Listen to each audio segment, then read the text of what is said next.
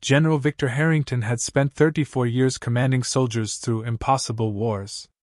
He had stood inside burning military compounds while rockets rained from the sky. He had negotiated hostage crises with terrorists, survived assassination attempts, and watched young soldiers sacrifice everything for their country.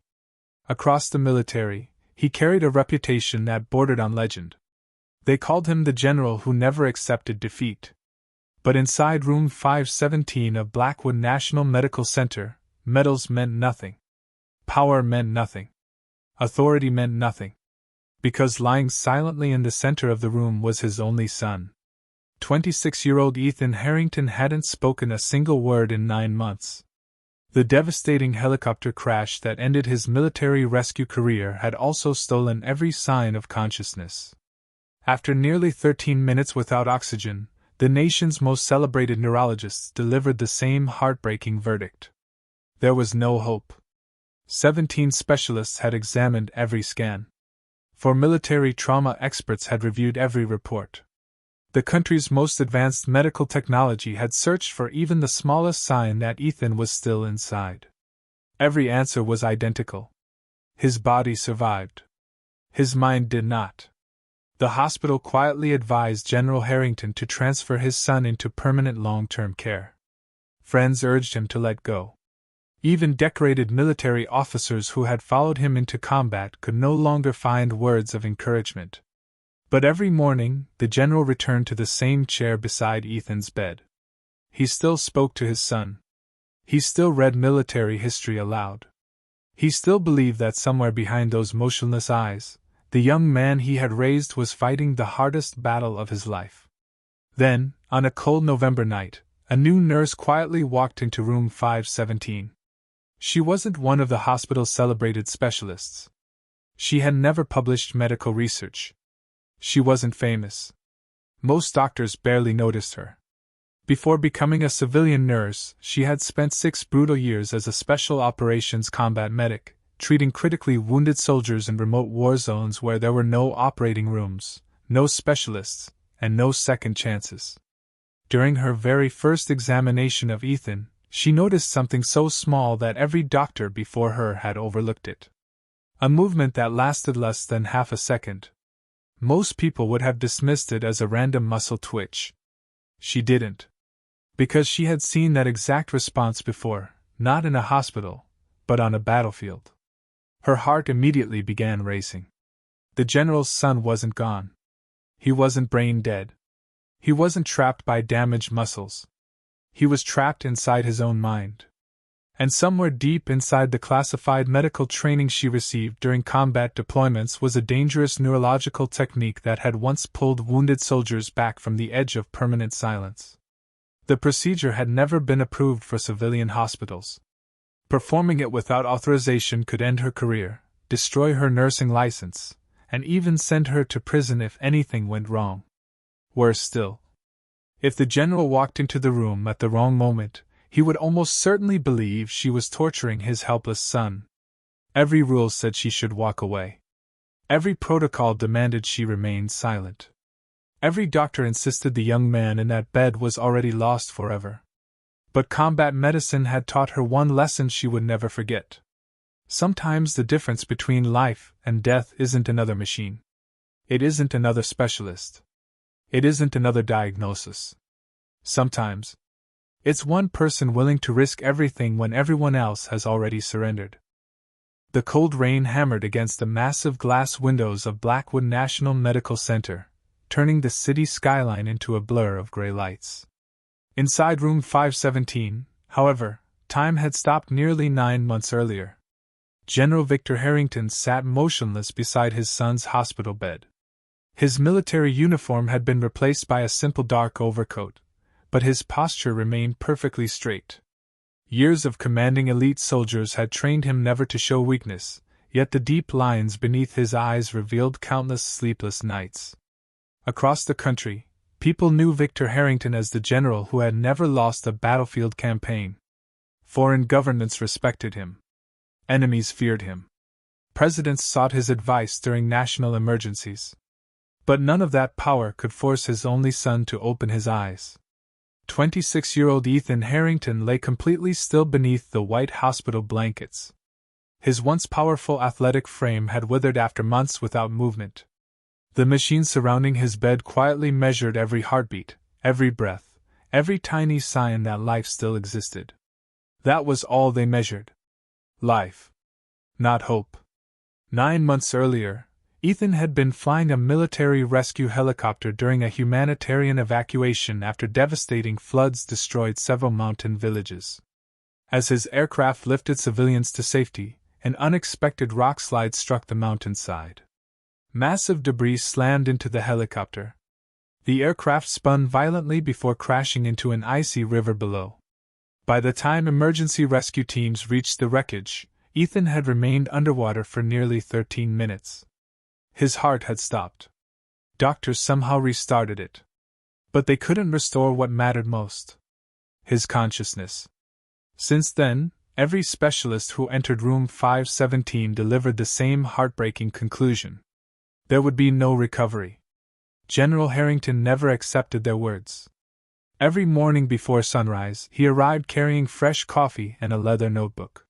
He spent hours reading Ethan's stories from military history, hoping somehow his son's mind could still hear him. The nurses had stopped trying to convince him otherwise. Outside the room, conversations always became whispers whenever the general walked past. Nobody wanted to tell one of the country's greatest military heroes that he was fighting a battle he couldn't win. Especially not today. Because today another neurologist was preparing to repeat the same hopeless speech. Dr. Malcolm Reeves adjusted the MRI images displayed across the conference monitor before looking directly at General Harrington. "I'm truly sorry," Reeves said carefully. "We've completed another full neurological evaluation." The general remained silent. "There has been no measurable improvement." Silence. "The damage caused by prolonged oxygen deprivation is simply too extensive." Still silence. "I believe it's time we discuss transferring Ethan into permanent neurological care." Victor slowly closed his notebook. For several seconds, nobody in the room moved. Then the general stood. "I'm not burying my son while his heart is still beating." Without another word, he walked out. Neither doctor attempted to stop him. Everyone knew the conversation was over.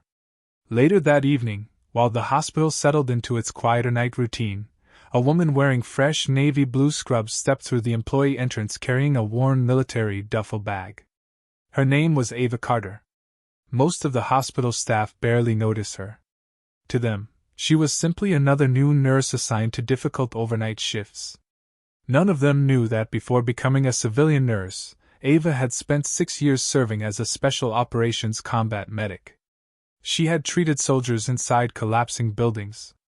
She had restarted hearts beneath enemy fire. She had made impossible medical decisions using little more than instinct, training, and courage. Compared to combat zones, hospitals felt strangely peaceful. Her supervisor handed over the assignment sheet. "Room 517. She sighed. "The general's son?" The supervisor nodded. "Nobody likes working that room." "He difficult? The father?" A tired smile appeared. "No. He just never gives up." Minutes later, Ava quietly pushed her medical cart toward room 517. She knocked gently. General Harrington looked up but said nothing. "Good evening, General," Ava said calmly. "I'm Nurse Ava Carter. I'll be taking care of Ethan tonight." Unlike most nurses, she wasn't intimidated by his reputation. Years spent treating wounded soldiers had taught her that grief looked the same on everyone. Kings. Generals. Privates. Fathers. She approached Ethan and began a routine neurological assessment. Blood pressure. Temperature. Oxygen saturation. Everything appeared exactly as the reports described. Stable. Unchanging. Hopeless. Then something happened. Far down the hallway, a heavy steel maintenance cart struck the corner of a wall with a loud metallic clang. The sound echoed briefly through the quiet corridor. At that exact instant, Ethan's left index finger twitched. Not randomly. Not violently. Just once. Precise. Controlled. Gone. Most people wouldn't have noticed. Ava froze. She slowly looked from Ethan's hand to his face. Nothing. She gently repeated several routine checks. Again. Nothing. But the tiny movement replayed endlessly inside her mind. She had seen that exact response years earlier inside a military field hospital overseas. A soldier everyone believed was permanently unconscious had produced the same microscopic reaction before making a full neurological recovery weeks later. Ava carefully continued her examination without revealing her thoughts. She checked Ethan's pupils. Normal. Breathing. Steady. Heartbeat. Regular. Then, while adjusting the blanket around his shoulder, she lightly rested 2 fingers against his wrist. There it was again. Deep beneath the skin. Almost impossible to detect. A faint rhythmic muscle contraction. Perfectly timed. Perfectly organized. Not random nerve damage. Something else. Something alive. General Harrington noticed her expression. Is something wrong? Ava immediately smiled politely. No, General. I'm just making sure everything is comfortable. He slowly nodded. After finishing the examination, Ava quietly pushed her cart into the hallway. She didn't head toward the nurse's station. Instead, she stopped alone beside a dark window overlooking the rain-soaked city. Her breathing slowed. Her military instincts had awakened. The reports were wrong. Every specialist had been searching for obvious signs of consciousness. But combat medicine had taught her that some patients hid their awareness behind nearly invisible neurological responses. If she was right, the general's son wasn't unconscious. He was trapped. And somewhere deep inside her classified battlefield training, she remembered a forgotten combat recovery technique designed for soldiers exactly like Ethan. A technique no civilian hospital would ever approve. Ava stared back toward room 517. For the first time in 9 months, someone finally believed Ethan Harrington was still fighting to come. For the next 4 nights, Nurse Ava Carter told no one what she had seen. She followed every hospital protocol exactly as instructed. She changed Ethan's 4 fluids, checked his oxygen levels, recorded his vital signs, answered every question from General Harrington with the same calm professionalism. But beneath that calm exterior, she was conducting an investigation. Every midnight, when the hospital became almost silent, Ava repeated tiny neurological tests that looked completely routine to anyone watching. She lightly brushed different areas of Ethan's forearm while monitoring his heart rate. She changed the temperature of the washcloths she used during evening care. She softly called his name from different positions around the bed. Then she wrote everything down in a small notebook she carried inside her scrub pocket. Night after night, patterns began to appear. Whenever a sudden metallic sound echoed through the hallway, Ethan's pulse increased by exactly 3 beats. Whenever she applied firm pressure near a specific nerve in his wrist, his breathing changed for less than 2 seconds. Whenever she spoke in a firm military command instead of a gentle hospital voice, tiny muscles beneath his jaw became tense. They were microscopic reactions, far too small for ordinary observation. But they weren't random. They followed the same pattern every single night. Ava had seen this before. Not inside a civilian hospital. On a battlefield. Her mind drifted back 5 years to a military field hospital hidden inside a remote desert outpost. The explosions had continued for hours. One young Special Forces operator had arrived unconscious after surviving a devastating roadside blast. Doctors believed the severe brain trauma had permanently destroyed his awareness. The field surgeon was preparing paperwork for long-term evacuation. But Ava remembered an older combat physician refusing to give up. There are injuries machines can't explain, the physician had told her. The brain sometimes locks itself away to survive unbearable trauma. For nearly 12 hours, Ava had watched that physician perform a series of unusual neurological stimulation techniques unlike anything taught in civilian nursing schools. Hours later, the soldier opened his eyes. Everyone called it a miracle. The military called it classified combat medicine. The memory sent chills down Ava's spine. Could Ethan be experiencing the same condition? The next morning, she walked directly into the neurology department. Dr. Malcolm Reeves barely looked up from his tablet. "What is it, Nurse Carter?" "I'd like to discuss Ethan Harrington." Reeves sighed.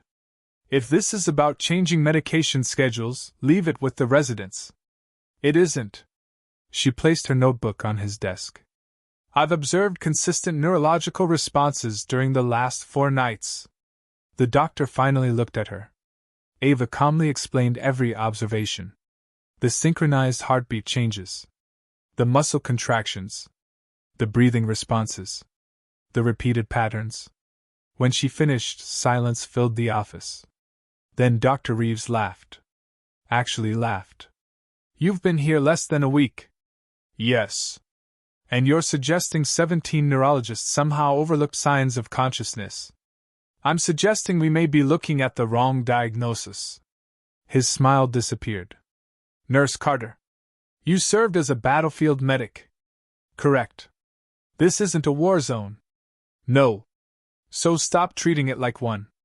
Ava remained perfectly calm. "I believe Ethan may be experiencing a trauma-induced neurological shutdown rather than irreversible cortical failure." Reeves stood from his chair. "Enough." He picked up her notebook and dropped it back onto his desk. "Do you know why military medicine develops strange techniques?" She remained silent. "Because combat requires desperate measures." He stepped closer. "This hospital practices evidence-based medicine. We don't gamble with patients. We certainly don't experiment on the general's son. I'm not talking about experimentation. I'm talking about recognizing signs everyone else ignored." His expression hardened. "I am giving you a direct order. You will never perform another neurological assessment beyond routine nursing responsibilities. You will not touch that patient without physician authorization. And if I hear one more word about secret military techniques..." He paused deliberately. "I'll personally recommend the suspension of your nursing license." Ava quietly nodded. "Understood, doctor." She collected her notebook and walked out. But something bothered her. Not the threat. The fear in Dr. Reeves' eyes. He wasn't angry because she was wrong. He was angry because she might be right. That evening, General Harrington stood beside Ethan's bed as Ava entered for another shift. "You spoke with Reeves." It wasn't a question. She hesitated. "I did." "What did he say?" "He believes your son's condition won't change." The general gave a bitter smile. "That's what they've all said." Before Ava could answer, 2 neurologists entered carrying Ethan's latest treatment file. Neither noticed she remained quietly beside the doorway. "The insurance review is tomorrow," one doctor whispered. "If there's still no improvement, administration wants to discontinue intensive neurological monitoring. We've already done everything. No reason to keep wasting resources." General Harrington heard every word. His jaw tightened. The doctors quickly realized he was standing there and fell silent before leaving the room. The general slowly looked toward his son. For the first time since Ava met him, she saw defeat in his eyes. That night, after finishing her shift, Ava remained alone inside the empty staff locker room. She opened her old military duffel bag. Hidden beneath neatly folded uniforms was a weathered green notebook marked with faded military insignia. Inside were handwritten notes from combat medical training. One page stopped her breathing. Emergency neurological override protocol. Below it were 3 words she hadn't read in years. Restricted combat recovery technique. Civilian hospitals prohibited it. Medical boards rejected it. Military special operations units still quietly taught it because, in rare cases, it had saved soldiers everyone believed were lost forever. Ava slowly closed the notebook. She understood exactly what the protocol demanded.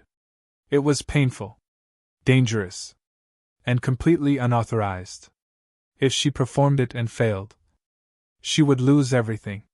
But if she did nothing, General Harrington's son would almost certainly spend the rest of his life trapped inside a silent prison that no one else believed existed. Outside the hospital windows, dark storm clouds rolled across the night sky. Tomorrow night, everything would change. The storm arrived just after midnight. Powerful winds battered the hospital, and heavy rain pounded against every window. Lightning flashed across the dark sky, briefly illuminating the long, empty hallways of Blackwood National Medical Center. Most patients slept peacefully. But inside room 517, destiny was quietly approaching. General Victor Harrington sat beside Ethan's bed exactly as he had every night for the past 9 months. His eyes were red from exhaustion. For nearly 72 hours he had barely slept, refusing to leave his son's side after hearing hospital administrators discuss ending Ethan's intensive treatment. Eventually, his body surrendered. His head slowly leaned against the chair. Within minutes, the decorated general was asleep for the first time in days. Standing outside the room, Ava Carter looked through the small glass window. This was the moment she had dreaded. She quietly reached into her scrub pocket and touched the worn military notebook. The page describing the emergency neurological override protocol seemed burned into her memory. She had rehearsed every movement 100 times. There would be no second chance. If she failed, Ethan could suffer catastrophic neurological damage. If she succeeded, everything the hospital believed about his condition would collapse. Ava took one slow breath before entering the room. She gently closed the door behind her. The only sounds came from the heart monitor and the storm outside. Her hands moved with the confidence of someone who had performed life-saving procedures under enemy fire. She first checked Ethan's blood pressure. Stable. Heart rate. 76. Oxygen. Normal. Everything appeared exactly as it had for months. She whispered softly, "Ethan, I know you can hear me." No movement. She leaned closer. "If you're still fighting, this is your chance." Carefully, Ava adjusted Ethan's head and neck into a precise position she remembered from combat medicine. She wasn't trying to hurt him. She was attempting to stimulate several neurological pathways at exactly the same time. Every movement had to be perfect. She gently applied controlled pressure to a specific nerve point near his wrist. With her other hand, she positioned a medical vibration device against the upper part of his chest. The low vibration traveled through bone rather than muscle. Then, she spoke. Not as a hospital nurse, but exactly as she had spoken to wounded special operations soldiers years before. Her voice became firm, sharp, commanding. "Captain Ethan Harrington. This is Nurse Carter. Respond to my voice? You survived the crash. Now fight your way back." Nothing happened. 5 seconds. 10 seconds. The heart monitor remained steady. Ava felt sweat forming across her forehead. She increased the stimulation slightly. Again she called his name. "Come home, Ethan." Outside, thunder exploded above the hospital. At that exact moment. Beep. Beep. Beep. The heart monitor suddenly accelerated. 76. 85. 98. 112. Ava immediately looked toward Ethan's face. His breathing changed. His chest rose sharply. His fingers tightened. Then, his left hand suddenly closed around her wrist with astonishing strength. Ava gasped. For 9 months Ethan had never produced voluntary movement. Now his grip felt powerful. Desperate. Almost as though someone trapped underwater was grabbing the first hand reaching toward them. Tears filled Ava's eyes. "You did it. You found the way back." Suddenly. Crash. The hospital room door burst open. General Victor Harrington stood frozen in the doorway. He had awakened just in time to witness Ava pressing forcefully against his son's arm, while strange equipment rested against Ethan's chest. From where he stood, it looked like an assault. "What are you doing?" His thunderous voice shook the room. Ava turned. "General!" Before she could finish, Victor rushed forward. Years of military training exploded into instinct. He grabbed Ava by both shoulders and forcefully pulled her away from the bed. She stumbled backward, striking the medical cart. Metal instruments crashed across the floor. "What have you done to my son?" Victor roared. "I warned this hospital no one experiments on him." He slammed the emergency alarm. Within seconds, flashing lights filled the hallway. Doctors, nurses, security guards. Everyone rushed toward room 517. Ava slowly stood. She didn't defend herself. Instead, she pointed toward Ethan. "Look at him." Victor ignored her. "I said look at your son." The general finally turned. His entire body froze. For the first time in 9 months, Ethan wasn't staring blankly at the ceiling. His eyes were open. Not empty. Focused. Moving. They slowly followed his father's voice across the room. Victor couldn't breathe. "Ethan." His voice broke for the first time in years. "My boy." Tears streamed down the general's face as he stepped closer. Ethan tried to speak. Only a broken whisper escaped. But it wasn't meaningless. His lips formed one unmistakable word. "Dad." The room fell silent. Nobody moved. Nobody even breathed. Then Chief Neurologist Dr. Malcolm Reeves forced his way through the crowd. "What happened here?" His eyes immediately landed on Ava. "I knew it. You ignored my orders. You assaulted this patient." Security officers stepped toward Ava. "This nurse is under suspension. Call hospital administration. We're contacting the police." Ava calmly raised both hands. She offered no resistance. She simply looked toward Ethan. The young man's eyes remained open, following movement, responding to voices. Everything the hospital had declared impossible was happening in front of dozens of witnesses. Dr. Reeves stared at the monitors, then at Ethan, then back at Ava. His face slowly lost all color. He realized something terrifying. The nurse he had threatened to fire had just proven every specialist in the hospital wrong. And by morning, the entire country would know. By sunrise, Blackwood National Medical Center was no longer quiet. Police officers stood near the main entrance. Hospital executives hurried through the corridors carrying folders and laptops. Security cameras from the previous night were already being reviewed. Inside the executive conference room, every senior administrator wore the same anxious expression. At one end of the table sat Dr. Malcolm Reeves. At the other sat Nurse Ava Carter. Between them sat General Victor Harrington. For several long seconds, nobody spoke. Finally, Hospital Director Eleanor Brooks broke the silence. "Nurse Carter, you knowingly violated multiple hospital policies. You performed an unauthorized neurological procedure on one of our highest-profile patients. If Dr. Reeves' report is accurate, this may result in criminal charges." Ava remained completely calm. "If I had followed protocol, Ethan would still be trapped." Dr. Reeves immediately interrupted. "She's manipulating everyone. What happened last night was nothing more than an involuntary neurological reflex. He is not recovered.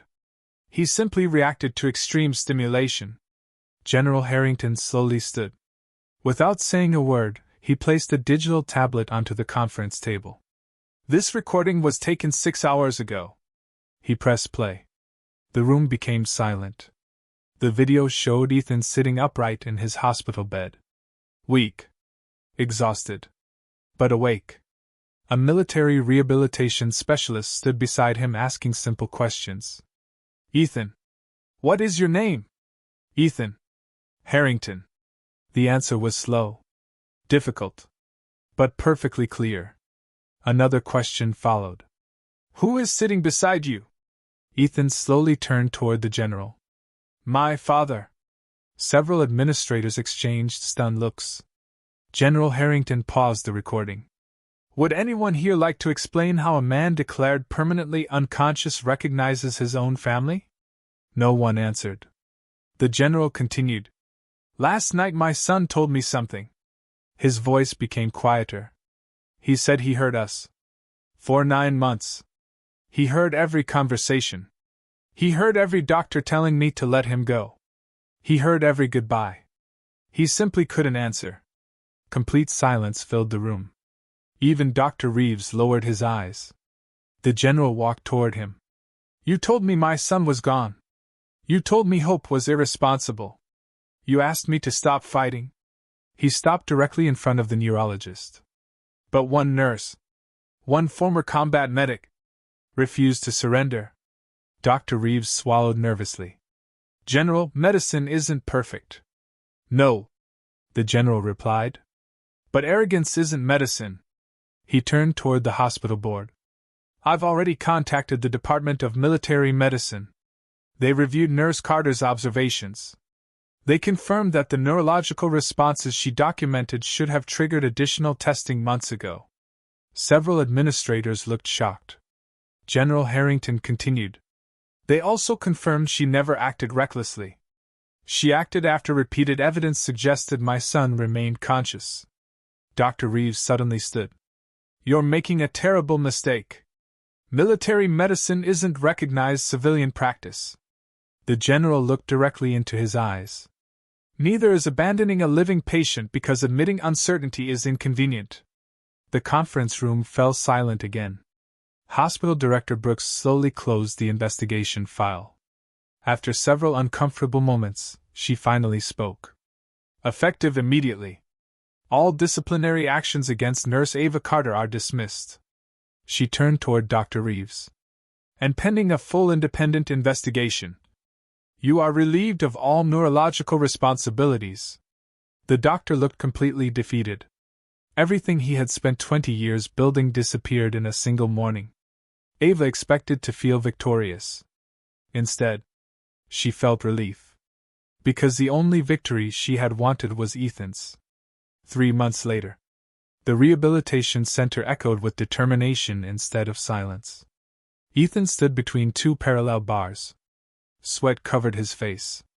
His legs trembled violently. Physical therapy had become his new battlefield. Across from him stood Ava. Not as his nurse anymore, but as the rehabilitation specialist personally requested by General Harrington. You've got one more step. Ethan laughed weakly. You always say one more. Because there's always one more. He smiled. Slowly, painfully, he lifted one foot. Then the other. Another step. Then another. The therapists applauded. General Harrington watched quietly from the doorway. Months earlier he had prayed only to hear his son's voice again. Now he was watching him walk. That evening, father and son sat outside the rehabilitation center watching the sunset. Neither spoke for several minutes. Finally Ethan broke the silence. Dad, when I couldn't move, I thought everyone would eventually stop coming. The general looked away. I almost did. His voice cracked. I almost believed them. Ethan smiled. But she didn't. Both men looked toward Ava as she helped another recovering patient across the therapy room. General Harrington slowly stood. He walked inside. Every therapist stopped working as the legendary general approached. Ava looked confused. General? Without saying a word, Victor Harrington raised his right hand. He gave her the highest military salute he had ever offered anyone outside the armed forces. The room became completely silent. Ava immediately shook her head. You don't have to do that. Yes, he answered quietly. I do. I've received medals for winning battles. I've been honored for saving soldiers. But you... He paused, emotion filling his voice. You brought my son home. There is no greater act of service. Tears filled Ava's eyes. Around them, doctors, therapists, and nurses began applauding. Not because of rank. Not because of medals. But because courage sometimes wears hospital scrubs instead of military uniforms. 6 months later, Ethan walked out of Blackwood Rehabilitation Center without assistance. His recovery was far from complete. But he was alive. He was speaking. He was smiling. And he had been given something every expert believed impossible. A second chance. Sometimes the strongest people in a hospital aren't the ones with the highest titles. Sometimes they are the ones willing to question accepted answers, keep looking when everyone else has stopped, and refuse to abandon hope.